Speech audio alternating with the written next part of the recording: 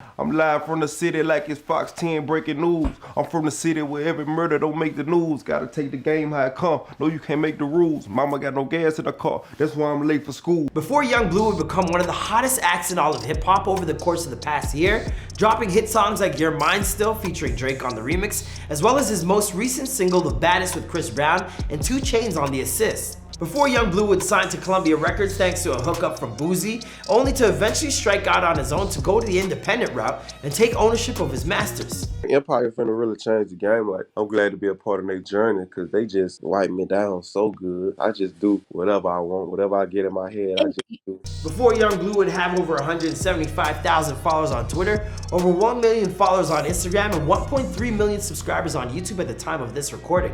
Perhaps now more than ever before, the music industry is going through a crazy influx of emerging young artists, meaning that it's becoming increasingly hard to stand apart from the pack. But for up-and-coming hip-hop superstar Yung Bleu, that's anything but the case, after his newest hit singles featuring appearances from the likes of Drake and Chris Brown have been finally garnering the type of attention he's always deserved. I just been working so long, like it didn't come overnight, so I was like, if I'm working 12 years, you know what I'm saying, just doing music, I'm gonna eventually pop. Only a few years ago, Yung Bleu was getting his start by crafting homemade ballads into his flip phone Nokia and earning himself the beginnings of a loyal fan base. As he developed, he'd hone his confident, bold, artistic, and uniquely creative voice into one that delivered a string of hit singles like Miss It and Ice on My Baby that would transform him into the most successful hip-hop act to ever emerge out of Mobile, Alabama, with his upcoming album called Moon Boy, which is set to be released on July 23rd. Hey, what's poppin', guys? It's your boy Marlon Palmer. Recent drops in this series have included looks at John Cena and Erica Menas, both incredible stories. Please check those out.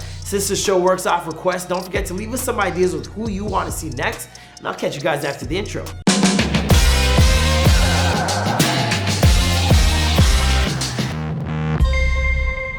Yung Bleu was born Jeremy Biddle on April 4th, 1994 in Mobile, Alabama. Now, Mobile isn't exactly known for producing a string of high-profile R&B superstars, but from an early age, Bleu was intent on changing that. He told the folks at Tidal, "Alabama is a place where rappers don't make it out, so I'm here to make believers out of all the dreamers that came from where I'm from." Discovering his ultimate goal in life so early on afforded Bleu the opportunity to learn as much about the craft of making music as he possibly could from a young age. Back then, he found inspiration in acts like Boozy, Tupac, Lauryn Hill, and Luther Vandross, whose name Bleu would later adopt as part of his own with the nickname Bleu Vandross. And that's a big shoes to fill, man. Luther don't play. You call yourself Vandross. Why is that, man? It just came. I think I was just playing one day on social media. Mm-hmm. And I just stuck with it.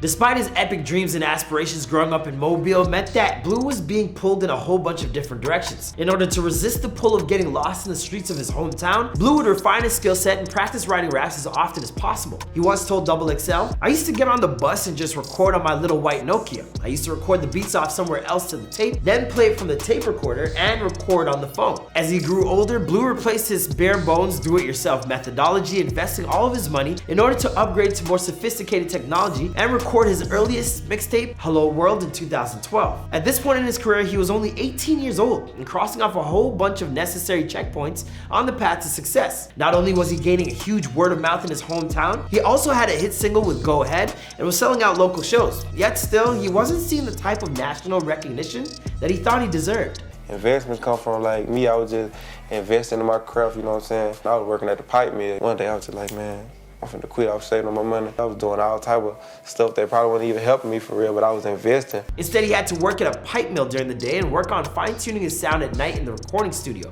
working on his investment series of mixtapes. Eventually, Bleu moved to a nicer section of Mobile and began switching up his musical style, transitioning away from his former gritty style of street raps and into songs that incorporated a more R&B sentimentality. In other words, he got some good, you know. I was just making music for the streets. That's when I first started getting booked like down through Mississippi, you know, Alabama, Louisiana and stuff. But then when Missy hit, Missy just got so big, so I was like, they must like this. This new sound would earn him more recognition than ever and led to Boozy circling his orbit after Yung Bleu took the initiative to reach out to Boozy's people through Instagram, sending them a sample of his newest work. SoundCloud links in the DM work. Wow, look at that. I mean, just me putting out music. I mean, I was doing independently. I was doing like 150,000 views on my own on videos. So when I came to his management, TQ, I sent them one song, and as soon soon as Boosie heard it, he signed me. He wanted me that day. Thanks to his relationship, Bleu found himself signing to Boosie's music syndicate under the umbrella of Columbia in 2016, where he would continue to drop entries in his investment series, as well as the album Bleu the Ruler, which would feature his first major hit single, Miss It. This insightful look at a former messy breakup of Bleu's exploded online upon its release, and today it's sitting at more than 75 million views on YouTube alone. Now that he is becoming a big-time commodity, Bleu found himself more in demand than ever and decided that betting on himself would be the right move. To do so, Bleu approached Boosie and asked to be let out of his contract with Columbia so that he could concentrate on going the independent route. Working together, these two amended their working relationship so that Bleu could still be associated with the badass brand, but also be free and clear to strike out on his own, which is very unique.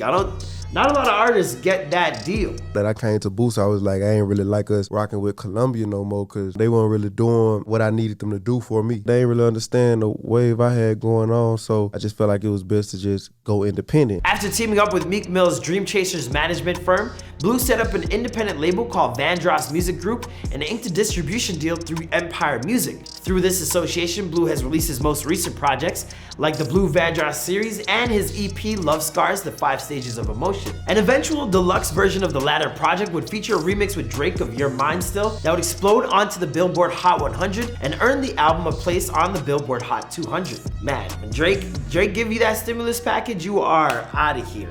Bleu actually manifested that remix for himself by declaring that he would work with Drake only to have it come true within the span of only a year. How? Well, as fate would have it, NBA star DeMarcus Cousins first listened to the original Love Scars EP and fell in love with the OG version of Your Mind Still. Afterwards, he then texted Bleu and promised the kid that he'd get Drake on the record. A week later, Bleu was chatting it up with the Sixth God himself, and 2 weeks after that, the remix dropped and the rest is history. I feel like everybody want to know that, trying to get the scoop on how to get Drake. He's just gonna write you or he not. Like, he's just gonna reach out or he not. Like, he just hit me up on Instagram. I got back ASAP. For most artists, it doesn't get much bigger than a feature alongside Drake, but Yung Bleu was far from finished. After Your Mind Still would become the #1 song at urban radio and peaked at number 19 on the Billboard Hot 100, he continued to drop hugely successful tracks like Come Over featuring Anne Marie, Building a Bay with Moody Long, Ghetto Lovebirds, Thieves in Atlanta with Coi Leray, and his most recent hit, The Baddest featuring Chris Brown and 2 Chainz, which is, it could be song of the summer. I'm warning you, go stream that. Looking back at the arc of his career, it's hard not to be impressed by all this incredible young man has accomplished so far. After all, it wasn't that long ago that he was visiting Boosie's home for the very first time and thinking to himself that one day he'd own a home just like it. And guess what? Now he does.